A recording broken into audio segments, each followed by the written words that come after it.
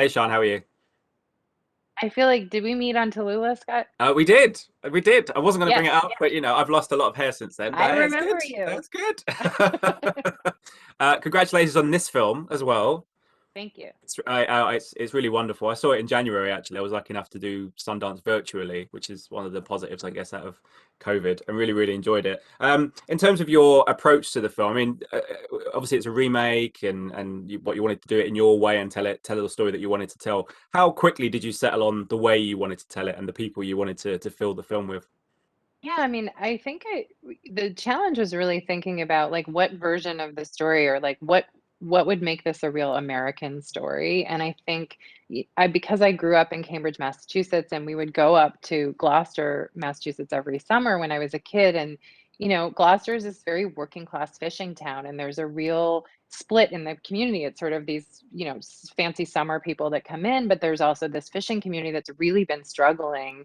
And, when I was a kid, there were 700 fishing boats out in the harbor, and now there's six out there. Like, it's really a town that struggled, and the wharf is full of these abandoned processing plants, and sort of everybody was getting put out of work. And so it just felt like a very interesting cultural setting for it to explore the contradictions within this town, and then also really to explore dig into deaf culture. I think sometimes you see a story but you also can see like where it could dig deeper. And for me, there was the experience of the Coda, which is a very unique, and Coda's child of deaf adults, but who Codas grow up often with deaf parents, very culturally deaf, and then can feel more comfortable in the deaf world than they even do in the hearing world, but they're kind of not a part of the deaf world. And so those tensions and that pull was very interesting to me.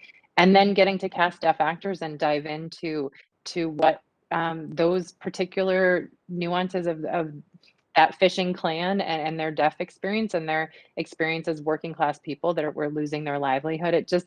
There was just a lot to explore and to make it personal. I think I'm always drawing on my own life and my own experience as a teenager with really embarrassing parents. And so all of those things come into play when you're writing a story, because you're how do you imbue yourself into it? Yeah. And tell me about finding Emilia, because when I saw the film, it was only afterwards that I realized that she was from London, the same as me. Because her accent's so Very good good and American accent. it's Very good so American accent. good. It's flawless. Flawless.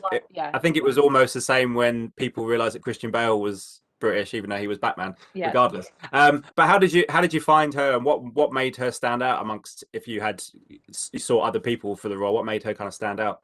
I mean, I saw maybe 100 people for that part. Landslide was the original song that we were going to use for the end, and when we used it in the audition, and I can probably never listen to Landslide again. It was one of my favorite songs before this, but it's just was too many girls auditioning with that song. Emilia, um, Amelia is just a really special actress. She was 17 when we shot.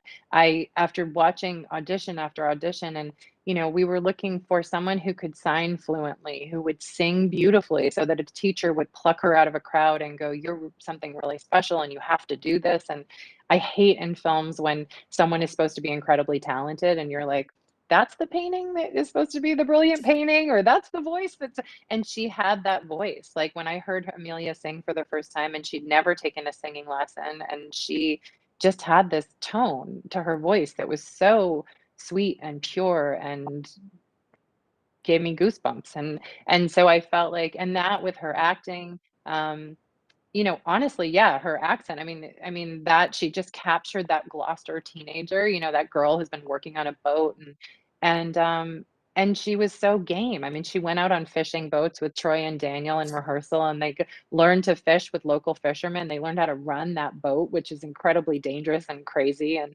I just, from the moment that I saw her audition, I felt like she was the one. And then she really took it seriously to learn to sign, to learn about deaf culture. She had a deaf coach in Toronto, and then she worked very closely with our ASL masters, Alexandria Wales and Ann Tomasetti, who were deaf collaborators for me behind the camera.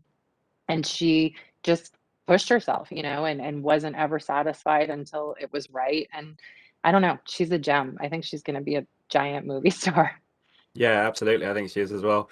Sian, lovely to talk to you again. Thank you so much for your time, and I hope the film goes down really well for you. Ladies and gentlemen, you're watching Hey You Guys! Hey You Guys, huh? Hey, you guys. Is that from the Goonies? It is indeed, yes. Nice.